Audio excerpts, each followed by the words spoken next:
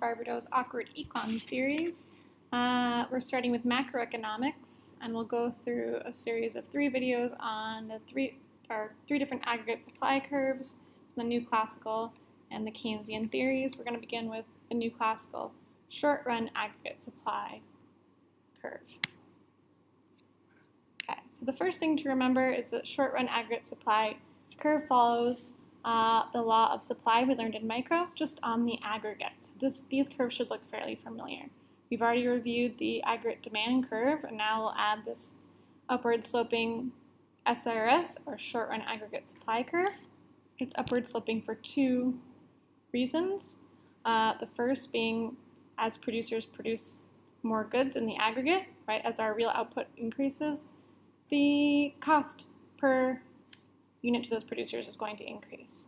And same with incentives, right? We can see this price level as both price the consumers pay, but also the cost to the producer, right? And this is going back to micro.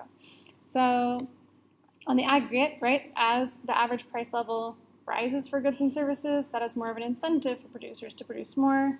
Thus, we have an upward sloping short-run aggregate supply curve.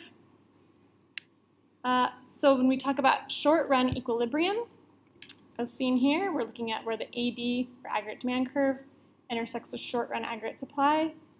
YE represents Y, or income equilibrium, or real output equilibrium. And this would be our actual output in the economy.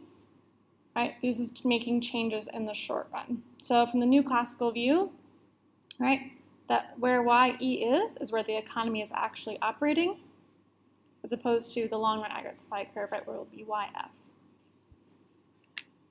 Short-run aggregate supply can shift, right? So we know movements along the curve will be changes in average price level in relation to real output. But if there's anything that changes that's not price, such as the cost of factors of production, the changing wage rates, changing import costs, changes in taxes and subsidies, right? So that will affect the supplier's ability to supply.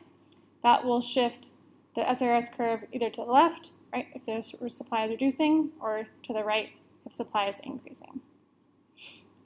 That's all for short-run aggregate supply.